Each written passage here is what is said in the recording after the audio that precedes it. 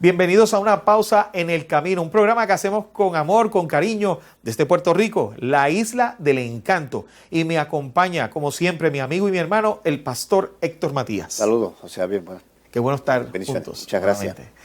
Nos gustaría, ¿verdad?, orar para que el Señor nos bendiga. Padre, bueno, gracias por tu palabra en esta hora. Bendice al estudiarla y que sea de fortaleza a vuestras vidas y de edificación. En el nombre de Jesús. Amén. Amén.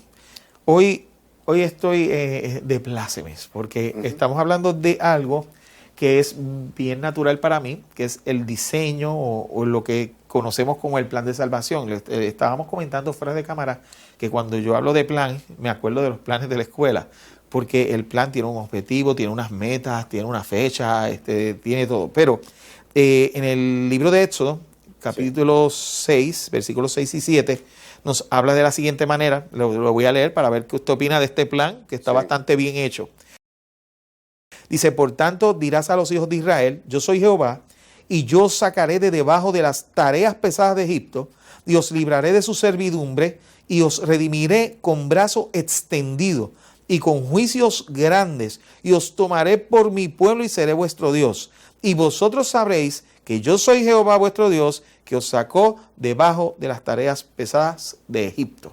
El Dios que toma, o sea, el Dios que halla a Israel, que toma a Israel y trae a Israel, diseña el plan de salvación. Claro, el plan de salvación estaba diseñado desde antes de la fundación del mundo. Amén. Entonces, Dios dice a Moisés: ve donde Faraón, ve y dile al pueblo. Es muy importante que digamos a otro lo que Dios hace, lo que Dios está dispuesto a hacer. O sea, el mensaje es contundente. Dirás a los hijos de Israel, yo soy Jehová. Amén. Ninguna palabra, ningún plan de salvación puede enunciarse o declararse a menos que se diga primero: quien manda, quien lo envía es Jehová. Amén. Es decir, el yo soy Jehová pone manifiesto que Dios es único, veraz, verdadero. El Dios liberador que saca de la casa de servidumbre. ¿Qué les dice? Que yo soy Jehová, vuestro Dios, que yo os sacaré de debajo de las tareas pesadas de Egipto. No hay mayor carga pesada que la carga del mal, de la opresión, del pecado. De la Eso es una esclavitud. Entonces, el Dios liberador se presenta como el único que puede liberar, pero aquel que dice yo soy el que soy. Entonces, número 2, y os libraré de su servidumbre. No solamente Dios dice que te sacará, sino que también te libertará.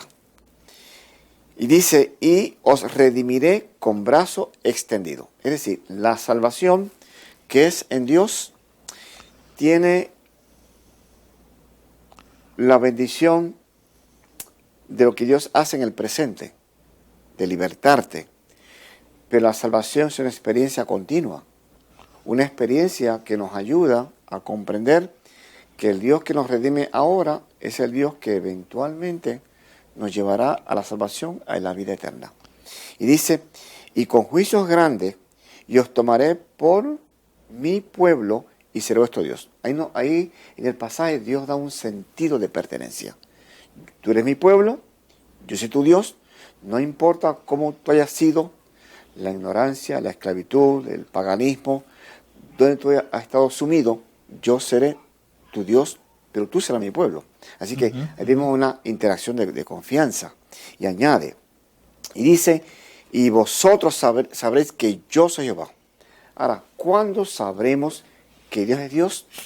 Lo sabremos cuando sepamos, por experiencia personal y propia y colectiva, que Dios nos ha libertado, que Dios nos ha redimido, que Dios es nuestro Dios y que yo soy su pueblo. Y cuando sintamos y más que sentir, no que tú no sentir, de experimentar la transformación de la palabra de Dios en vuestras vidas. O sea, esa es la parte de lo que nosotros conocemos en el mundo corporativo y en el mundo educacional como accountability, que debe haber resultados. El productor sabe lo que es accountability, usted sabe, nos hablan de eso, ¿verdad? En nuestros trabajos, y siempre son los resultados. Lo bueno del plan de Dios es que en Cristo se cumple el objetivo, quién se encarga y los resultados finales, y cuándo es la fecha. Y fíjate que el pasaje te viene diciendo que el pueblo debía saber siempre, y habré de conocer y saber que Dios los sacó de debajo de las tareas pesadas de Egipto. Es decir, usted recuerde siempre la manera en que Dios lo ha libertado, lo ha liberado, ¿no? Para que eso a su vez sea un testimonio fehaciente de que le ayude a usted a mantener la vocación a la cual usted y yo hemos sido llamados. Amén. Y claro, recordar el pasado en el sentido de cómo nos libertó.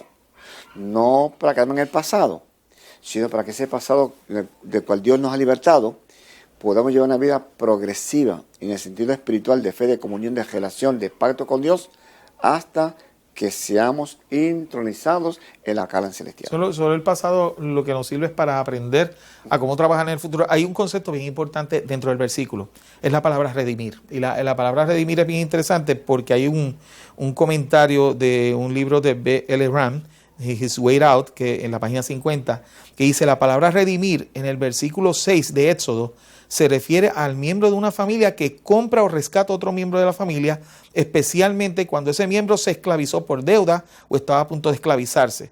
Israel aparentemente no tenía ningún pariente terrenal para que lo redimiera, pero Dios ahora era pariente de Israel, su pariente redentor. En otras palabras, ese pueblo de Israel que es liberado no tenía ninguna oportunidad de ser liberado. O sea, él estaba esclavo y la esclavitud era su manera de ser por siempre, aunque venían, recuerde que ellos llegaron a Egipto, pero después de eso, ¿quién te redime si no hay nadie? Fíjate, y Éxodo 3:8 utiliza el término que Dios había descendido a rescatar a Israel en Egipto.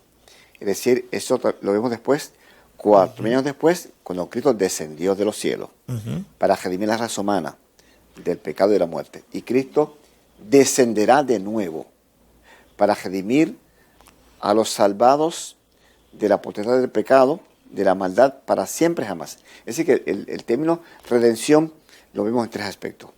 La redención de Cristo en el Calvario, que es sustitución. Nos redime en el presente y nos redimirá cuando Él venga en grande poder y gloria. Es decir, que el plan de salvación allí dispuesto al pueblo de Israel en el Sinaí nos muestra los actos redentores de Dios de liberación que Dios efectúa y cómo esa experiencia es palpable hasta el día de hoy y lo será hasta cuando Cristo venga. Amén.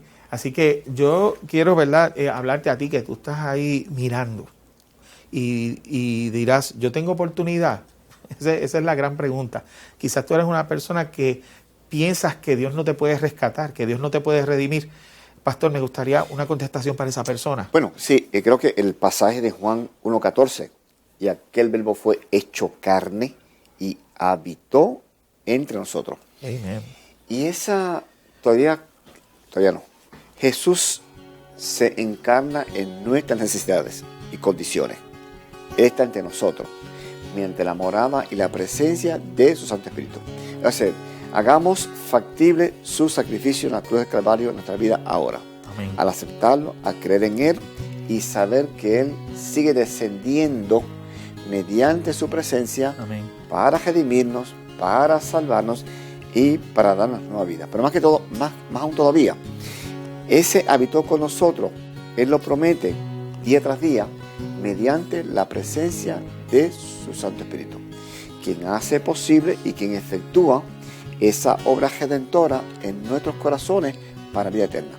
Todo cabe destacar que la aceptemos y la creamos de todo corazón para así ser redimidos para la eternidad. Así que hay esperanza para ti, todo puede cambiar, Dios te puede liberar.